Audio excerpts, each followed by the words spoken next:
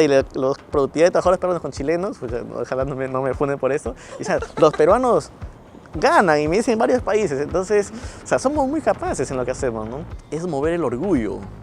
Yo justo hago una presentación en donde digo, así como la gente se siente orgullosa de Machu Picchu, orgullosa de la comida peruana, ¿por qué no debemos sentir orgullo por nuestra gente, por nuestro talento, por el éxito de mis compatriotas, sin importar de qué lugar seas? ¿No? O sea, eso no debe primarnos, sino que yo me alegro por ti, por tu éxito, José, y no siento envidia. Y si siento envidia, que sea una envidia positiva, pero no... Que sea de admiración porque quiero seguirte.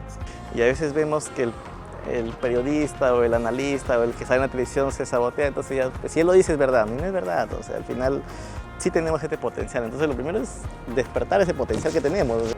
Nos gusta mucho nuestra zona de confort, y cualquier cosa que no vaya por ese lado, como que prefiero estar tranquilo en mi cama, sin preocupaciones y todo lo demás, entonces si salgo a hacer otra cosa es incómodo, entonces no lo hago, ¿no? Porque es incómodo.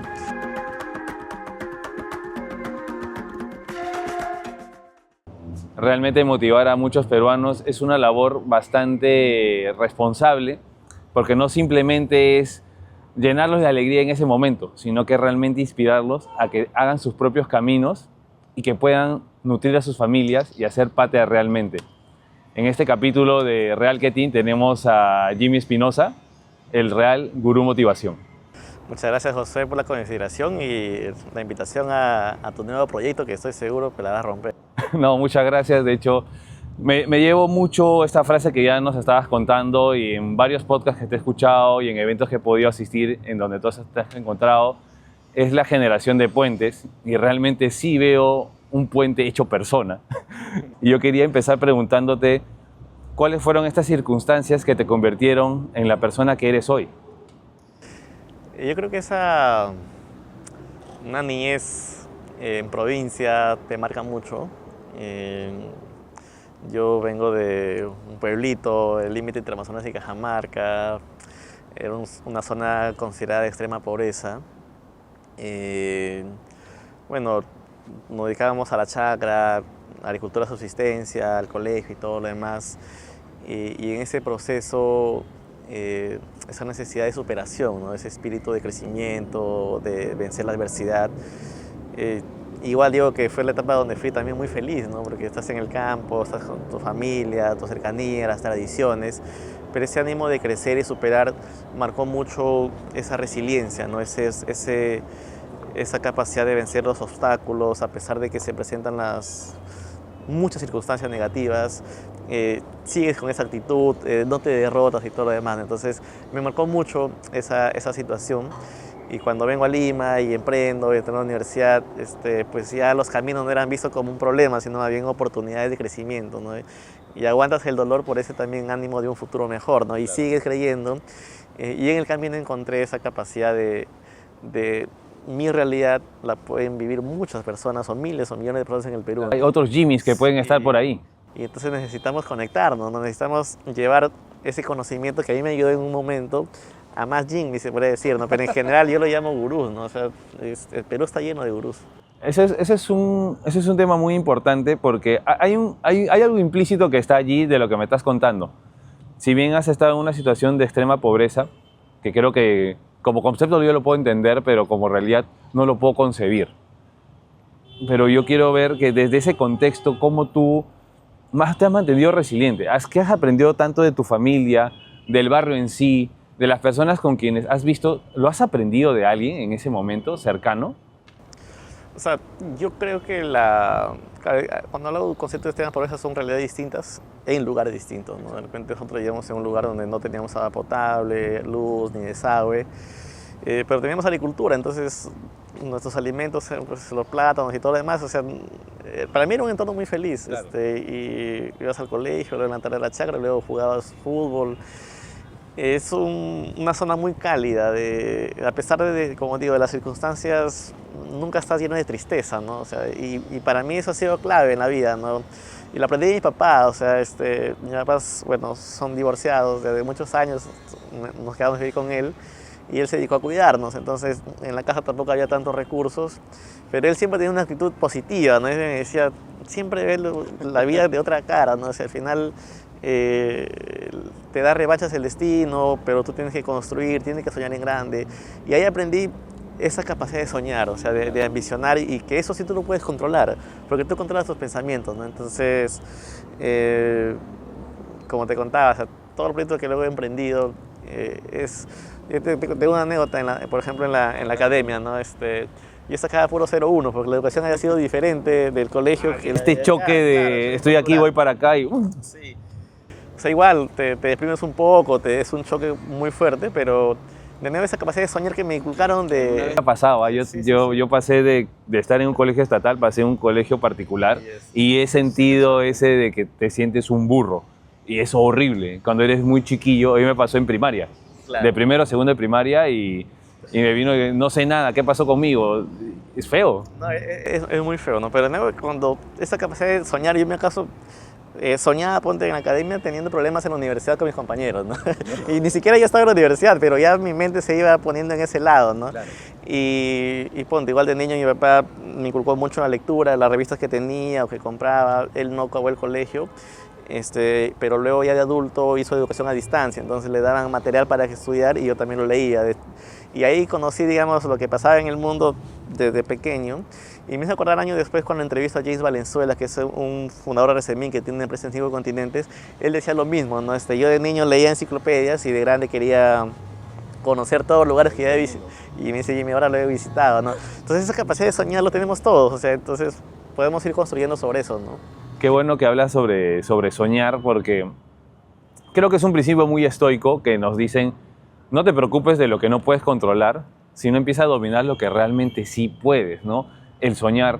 Yo creo que como peruanos siempre tenemos dentro de nuestro ADN la capacidad de soñar, no nos desligamos de muchas ilusiones. Incluso creo que se ve en el fútbol, ¿no? Oye, querer ir al mundial, por ejemplo, siempre es un sueño.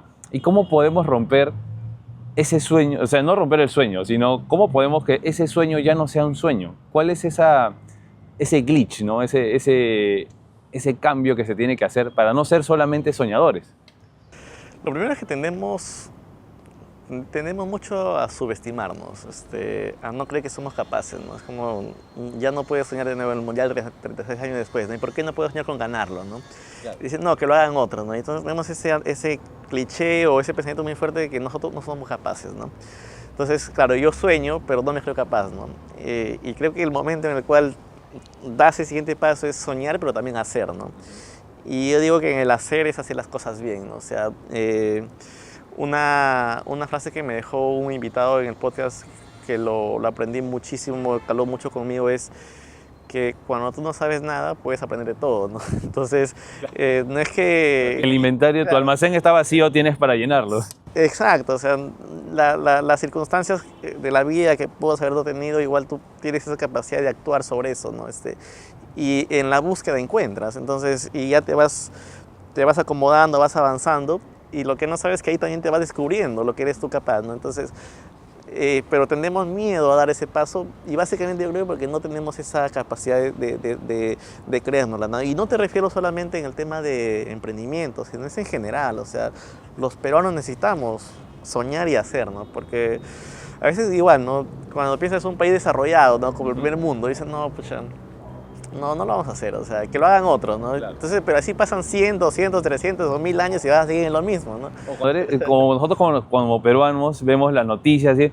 ¿Por qué la gente es así? Claro. Mira la gente, ¿no? La gente es tonta, la gente es irracional, pero criticamos siempre como tercero, pero nunca vemos la paja en nuestros propios ojos. Esperamos que alguien lo haga o siempre nos vemos, como tú dices, a través de terceros, ¿no? Creo que el momento de actuar y de hacer un cambio es uno mismo, ¿no?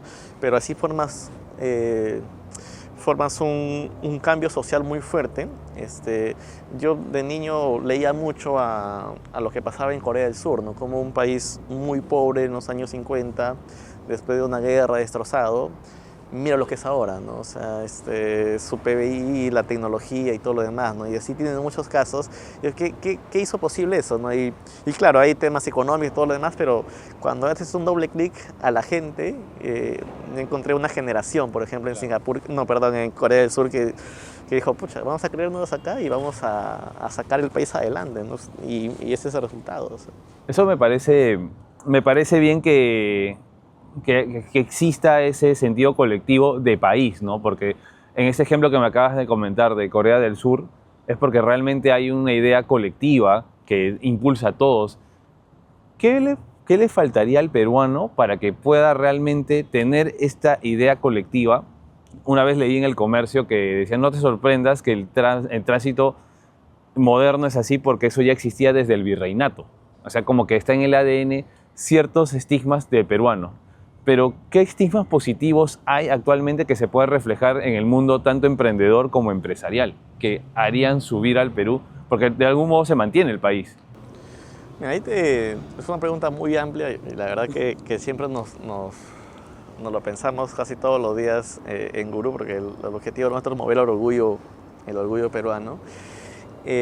Cuando tú hablas de este pensamiento colectivo que a veces pensamos que no lo tenemos, y a veces revisa la historia de que el Perú se ha jodido de que se independizó y un montón de cosas que dice, pero ¿por qué aceptas esa realidad, no? Si tú la puedes transformar. Entonces yo creo que el cambio parte por uno mismo, porque los grandes países son construidos porque su gente es grande. Entonces ahí Ramón Barúa nos dice una cosa que es espectacular, ¿no? El activo más grande del Perú no es la minería, no es los paisajes, no es Machu Picchu, el activo más grande del Perú es su gente.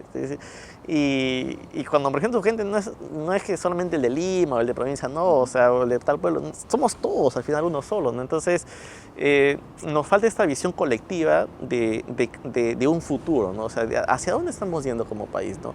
¿Y quién tiene que imponernos eso? ¿Nos tiene que imponer el político o nos tiene que imponer nosotros mismos? Yo creo que cuando uno hace esa conciencia y dice, yo sí voy a construir un mejor país, yo como persona, como ciudadano, voy a dejar mi granito de arena. Ya, pues si tienes millones de casos así, empiezas a mover, ¿no? Porque luego el político se amolda sobre estos cambios sociales que tú vas encontrando, ¿no? Entonces, igual Ramón nos decía, ¿no? Si tuvieras tú que caracterizar, ponte a los peruanos, ¿no? Primero es la capacidad de trabajo, ¿no? Somos muy trabajadores y hacemos bien las cosas. En el extranjero el talento peruano es súper solicitado y hace poco cuando hablo de estos temas vienen algunos consultores de empresas transnacionales y me dicen, Chimi, yo tengo data que sustenta lo que usted está diciendo, o sea, y comparan en Chile, ponte la planilla y la productividad de trabajadores peruanos con chilenos, pues, ojalá no me funen por eso, y, o sea, los peruanos ganan y me dicen en varios países, entonces, o sea, somos muy capaces en lo que hacemos, ¿no? Luego dice, somos muy innovadores y creativos, ¿no? Porque somos un país que está emergiendo y en el proceso pues no nos dan cosas servidas, ¿no? El Estado no da nada, nos toca ser creativos para poder solucionar un montón de cosas, ¿no? Y en ese proceso eres muy resiliente, ¿no? O sea, por eso yo digo que todos somos gurús, que todos tenemos una historia que contar, nos ha pasado de todo y seguimos, y sigues con esa actitud, la verdad que es envidiable. Y lo último es que somos solidarios, ¿no? Nos hemos olvidado de eso, se piensa que cada vez somos un país más individualista, pero en sí, en nuestra esencia, somos un país solidario, ¿no? Sobre todo los más pobres. O sea, lo poco que tienes lo compartes, se ve mucho en provincia cuando saludas, te invita a un plato de comida y todo lo demás, ¿no? Y dices, no, pero ¿por qué llega a Lima y se pierde, no? Pero al final son nuestras propias actitudes, ¿no? Pero si tú empiezas a saludar en la calle o a hacer esos cambios... Claro. Uno atrae lo que es, ¿no? Claro. Y si yo digo un hola, atrae lo que... atraes un hola, ¿no? Creo que incluso en las conversaciones que hemos tenido, creo que hemos atraído este capítulo porque hemos conversado, ¿no? Y si no se queda en intención, porque creo que eso es mucho que salga de ese frasco que es tu mente, ¿no? Creo que como soñador uno tiene que empezar a accionar. Sí. Hablamos de este tema país y hablamos de emprendedores en sí. ¿Cómo crees que las empresas reflejan estos ideales peruanos, ¿no? Por ejemplo, en el marketing peruano se está empezando a abrazar las distintas realidades. Yo recuerdo que hace como 20 años se veía muchas personas blancas, por así decirlo. Pero en el Perú no todos somos blancos. Tenemos diferentes etnias, somos ricos en diversidad. ¿Cómo ves que realmente el marketing está contribuyendo a este sentido de identidad que se está nutriendo, al menos cada vez más es más visible, ¿no?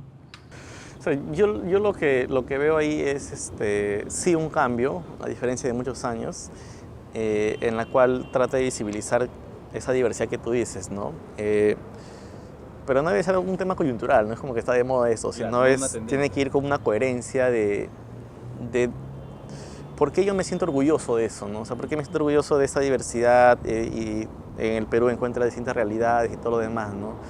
pero debo mostrarlo, ¿no? O sea, mostrar no solamente por una campaña, sino si hablo algo de Puno, ¿por qué no voy a Puno y muestro lo bueno que hay en Puno? O sea, hay cosas maravillosas, gente muy talentosa, gente muy emprendedora que está construyendo, ¿no? Porque a veces tendemos mucho a la división, ¿no? Entonces ahí el rol del marketing, de la publicidad y las empresas es clave, ¿no? En tratar de llevarnos esos ideales, ¿no? Y al final yo creo que por el alcance que tiene la atracción es mover el orgullo.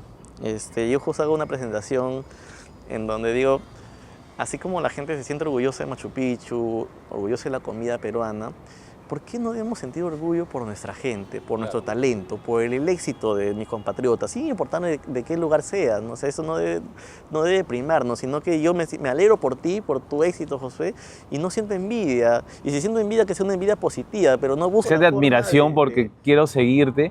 Oye, sí. Hay un tema que acabas de mencionar ahí, el tema del orgullo, pero no ese orgullo de ego inflado, ¿no? Sino de orgullo porque, mira, quiero mostrarlo así como en algún momento, no sé, pues, alguna vez tú eres host en tu casa y sí, sientes el orgullo de poder invitar por ser buen anfitrión. Claro. Creo que va por ahí, ¿no? A mí me gustaría que, no sé, en el Perú nos sentimos orgullosos de nuestra gastronomía, por eso estamos yendo bien en buen camino. Nos unimos para hacer ganar el pan con chicharrón, ponte. Esa es una muestra de que nos hemos unido por el pan con chicharrón. Imagínate que nos unamos, o sea, entonces, eso demuestra que sí podemos unirnos. Exactamente. Entonces, hay que ver los puntos en los cuales nos van a llevar a esa unión y cada vez lo llevamos a temas más trascendentales, ¿no? Imagínate lo que podemos hacer. Y ese orgullo a mí me gustaría trasladarlo en otras especialidades. Por ejemplo, a mí me gustaría que los marqueteros del Perú sean un referente, como somos referentes culinarios, ser referentes marqueteros. Por ejemplo, como alguna vez, que creo que todavía es la publicidad argentina es la más creativa de la región y wow, si dices argentino es creativo. ¿Por qué en Perú no se dice, eres marquetero peruano? ¡Hala, qué bravo! Entonces yo sentir que, oye, estoy contribuyendo al marketing real, al marketing puro y duro que no sabe que no es vender humo y en ese momento exaltó a la gente, pero normalmente no es coherente con su entrega. Y ahí yo quería preguntarte, ¿qué autoengaño ves en el marketing peruano? ¿Qué crees que existe algún pecado que está cometiendo siempre el marketero peruano que no hace que nos volvamos referentes? Yo creo que, de nuevo, varias cosas, ¿no? Creo que hay un pensamiento mucho de corto plazo en el cual uso la tendencia, me subo a esa tendencia, la exploto y ya. O a veces se piensa que solamente es como que videos bonitos y mientras mejor producidos estén, ya agarro el éxito, ¿no?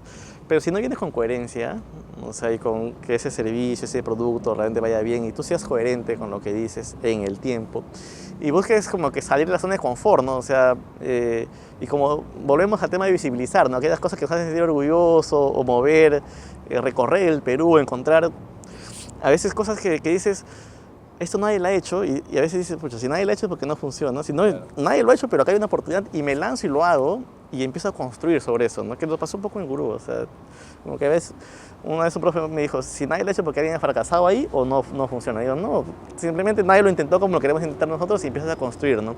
Entonces tenemos a autoengañarnos en el sentido de, o a veces veo mucho, por ejemplo, con áreas de marketing de empresas que están emergiendo y piensan que todo es TikTok, ¿no? Entonces claro, se miran, ya hiciste el video para TikTok, ya bailaste para TikTok. Viene el de marketing.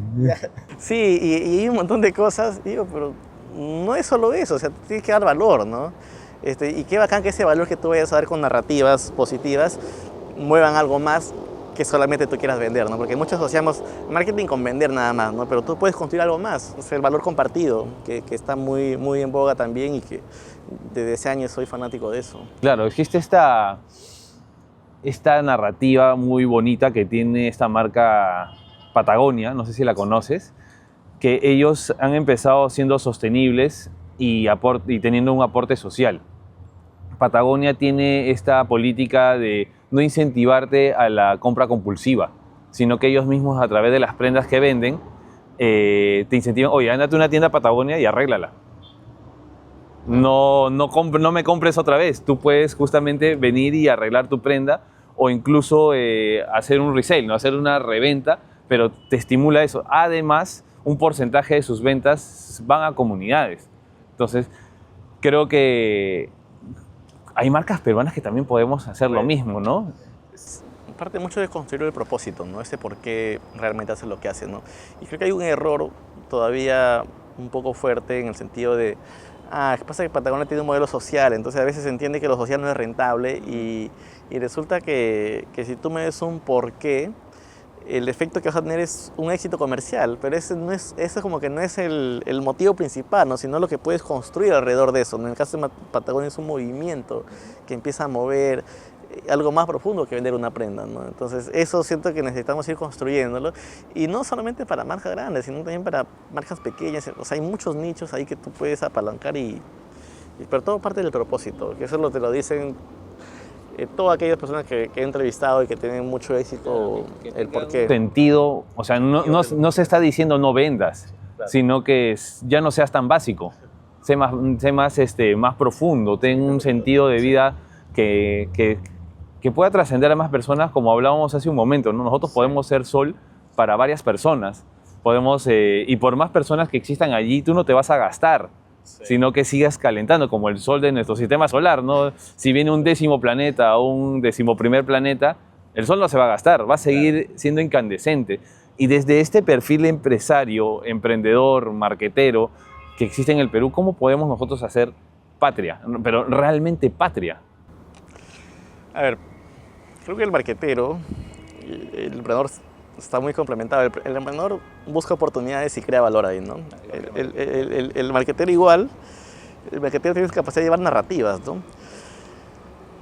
Todo lo que yo te digo del hecho de que nosotros nos autosaboteamos, no creemos en nuestro potencial y todo lo demás son narrativas que durante muchos años nos han ido diciendo, generación en generación, o a veces nosotros mismos nos hemos dicho y un invitado me decía, siempre decimos, yo no soy capaz, ¿no? Y luego dice, ¿y quién te ha dicho que no eres capaz? ¿O quién te ha dicho que no? O sea, tendemos a asumir cosas que ya damos por hechos cuando ni siquiera lo has intentado, ¿no? Y nos pasa mucho en el Perú.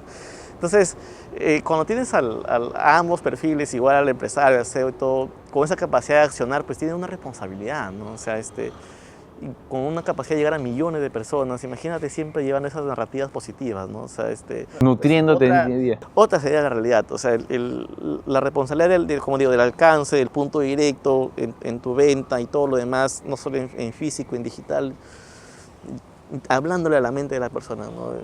Y eso a veces me dicen, Jimmy, eres demasiado optimista, ¿no ves la realidad de acá, tanto sicariato, tanta extorsión? Sí lo vemos, o sea, lo hemos analizado, lo revisamos, pero detrás de eso hay todavía millones de personas que siguen construyendo y que eso es más grande. Y ese impulso de estas personas al final te van a llevar también a solucionar todos estos problemas, ¿no? Porque cuando tú prendes la noticia y ya ves que la política, que te piensas que ya estamos ya condenados a 200 años más esa misma realidad, ¿no? Y no es así, o sea, sí la podemos transformar. Existe hablando de narrativas, hay no sé si es refrán, no sé si es cuento indioamericano, que dice, ¿no? Tú tienes 2 lobos dentro de ti, uno bueno y uno malo. Tú ya ves a cuál alimentas. Entonces, es nuestra responsabilidad, ¿no? Creo que el peruano tiene esta narrativa de ser su propio héroe para ser otros héroes y ser un país heroico, básicamente, ¿no? Te la compro. Bueno, cuando hablas conmigo en general, siempre un ambiente positivo, pero no es, como te digo, no es algo sobre algo abstracto, es algo de realidad. Y le hemos bajado, como dice Cristina, en la calle. Me gusta mucho conversar con personas de a pie, algunos seguidores, otros no del podcast, para empezar a conversar, y te juro que llegamos a puntos similares y que sí, tienes razón, necesitamos creérnosla. Y creo que ese es el momento de magnetizar, cada vez más este mindset, porque estamos atomizados. Aún hay oportunidad de poder generar más puentes enormes, ¿no? Y la palabra no es victimizar, sino decir realmente qué significa ser optimista. Optimista claro. No es ser iluso. Claro, un iluso no ha pisado suelo y cree muchas cosas, pero no sabe el contexto. Pero un optimista sí conoce qué sucede, sabe cuáles son los pros, los contras, hay un riesgo, pero puedo hacerlo. Sabes que puedes transformar una realidad, porque la conoces y lo has vivido, y es algo que, como te digo, es una realidad que no está escrita en piedra, ¿no? O sea, sí toca, pero los cambios no es de una persona. A veces tendemos mucho me toca hablar con gremios y siempre hablábamos,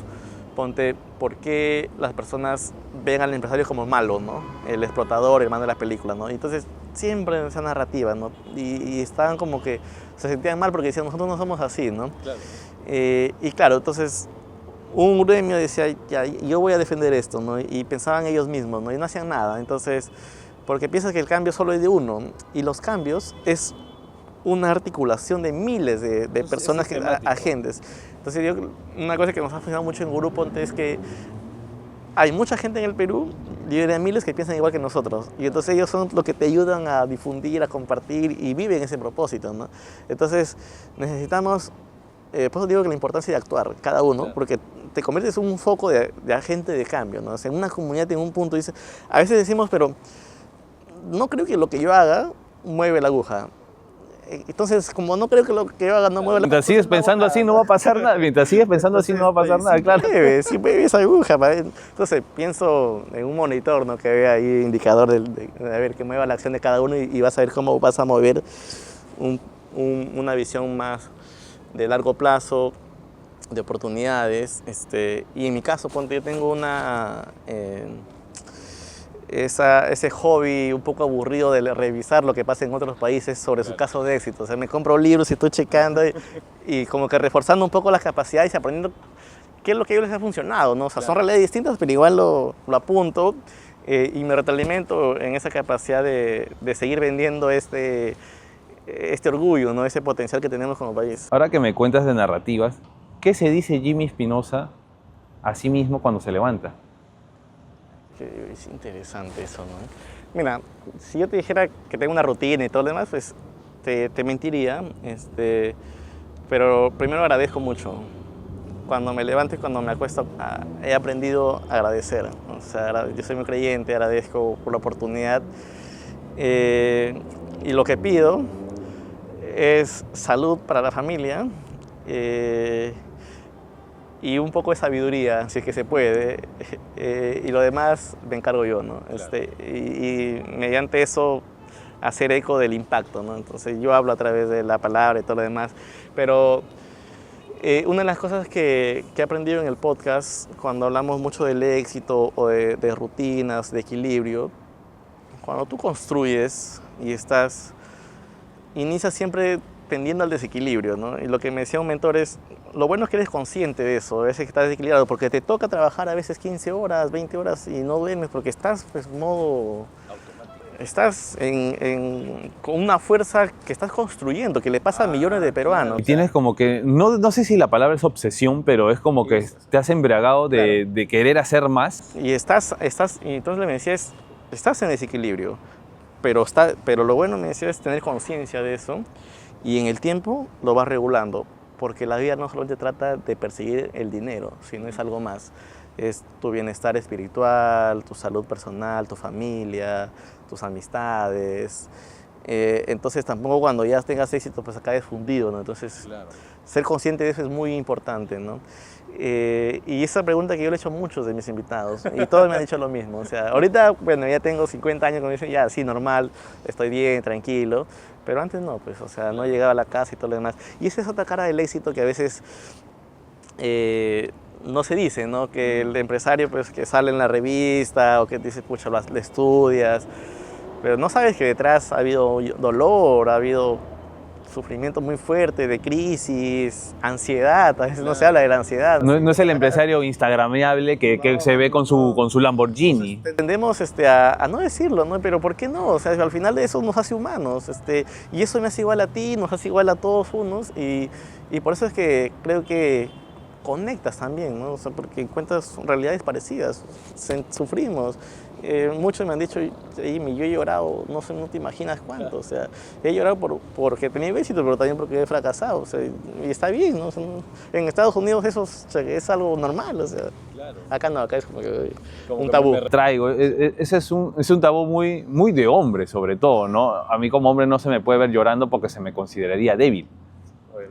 No, incluso creo que es ese mal sabor de que a veces como líderes nuestros colaboradores no nos pueden ver mal, que debemos como que guardarlo, pero creo que de algún modo tenemos que ser sinceros en lo que está pasando, pero también saber direccionar nuestras emociones me conversabas de hace un rato de lo agradecido que eres, y ahí quería tomar una frase que estaba hablando con un amigo, que era, parte de heredar un legado es poder darle un futuro.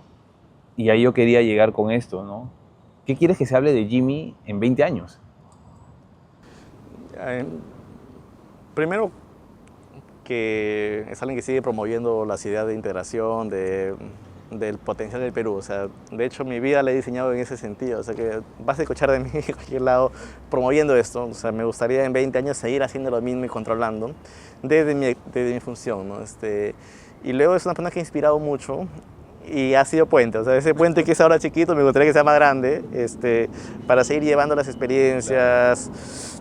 Pero cuando tú construyes un buen puente, ya no solamente llevas experiencias, sino mueves acciones, que eso es lo bonito también, ¿no? Es un cambio mayor y todo lo demás. Entonces, ese es un legado que no solamente te lo Jimmy Espinosa, es todo un equipo que trabajamos, y yo estoy seguro que ese legado que están dejando millones de peruanos que están construyendo día a día sus sueños a pesar de todo lo que vemos ahora, ¿no? Que es lo importante. Jimmy, yo quería cerrar con este episodio. De hecho, es muy emotivo y naturalmente muy motivador, pero este motivador de realmente voy a accionar. ¿Cuál sería esta enseñanza clave que nos darías a todos los peruanos que probablemente tenemos un síndrome de impostor muy, muy grave, ¿no? Pero que realmente sí existe el talento? ¿Cuál es este mensaje que no solamente quedaría en este capítulo, sino que incluso podría trascender muchos años? Que al igual que la herencia que hemos recibido como peruanos trasciende muchos años, ¿cuál sería esta cuota desde este capítulo que nos podrías dar? Qué linda pregunta. Yo creo que es perderle miedo al yo no puedo, ¿no? Nos saboteamos demasiado, nos saboteamos como país en general, y a veces vemos que el periodista o el analista o el que sale en la televisión se sabotea, entonces ya, pues, si él lo dice es verdad, y no es verdad. O sea, al final sí tenemos este potencial. Entonces lo primero es despertar ese potencial que tenemos, que está dentro de nosotros, ¿no? Para emprender, para proyectos personales en general. O sea, cualquier persona lo tiene, ¿no? Y lo otro es, entrénate en la incomodidad. Nos gusta mucho nuestra zona de confort, y cualquier cosa que no vaya por ese lado, como que prefiero estar tranquilo en mi cama, sin preocupaciones y todo lo demás. Entonces, si salgo a hacer otra cosa es incómodo, entonces no lo hago, ¿no? Porque es incómodo. Y más bien tienes que estar ahí donde es incómodo, claro. Si eso te va a sumar, porque te empiezas a descubrirte. Y ya cuando vuelves atrás, después de un mes o 2 meses o un año, 2 años, y dices, pucha, esta pata si no hacía lo que le incomodaba, claro, no estaría donde está acá, ¿no? Y un tip personal que me ha servido mucho y que me lo dio también un mentor es: escribe. Escribe siempre cómo te sientes, escribe tus sueños. Está demostrado que quien escribe sus metas también luego lo va a concretar. Y es bien chévere ese viaje, porque si eres muy... primero que nadie lo va a ver eso, y eres tú mismo, eres muy sincero contigo mismo y escribes, 6 meses después vuelves a leerlo y dices, pucha, este pata, ¿qué tanto cambió, no? Y ya cambió un montón. Y ahí vas poniendo tus miedos, cómo va dejando y lo que va a hacer, y iniciando en tu vida y todo lo demás, y vas a ver los resultados, pues, exponenciales, ¿no? Eso es lo que puede. Y muchas gracias, más bien, y estoy seguro que va a ser muy exitoso tu programa. Gracias, Jimmy. De hecho, me llevo muchos aprendizajes, y yo quería agradecerte, te lo había dicho en el último evento que nos vimos. Varias claves que tú me habías dado me han servido desde que empecé, desde enero creo que nos hemos encontrado, y ahora que ya estamos septiembre, me han servido. La verdad te agradezco, veo mucha coherencia y me lo has dicho desde una realidad. Te agradezco. Muchas gracias. Ya. Este fue un capítulo con Jimmy Espinosa, espero que lo hayan disfrutado tanto como yo. De hecho, esto es una verdadera inspiración para ser más gurús en el Perú. Todos los peruanos podemos seguir inspirando y ser sol para más personas. Síguenos en nuestras redes, estamos en TikTok, en Instagram y en YouTube para más contenido. Suscríbete, dale like y comparte para poder dar estos casos de realketing. Nos vemos.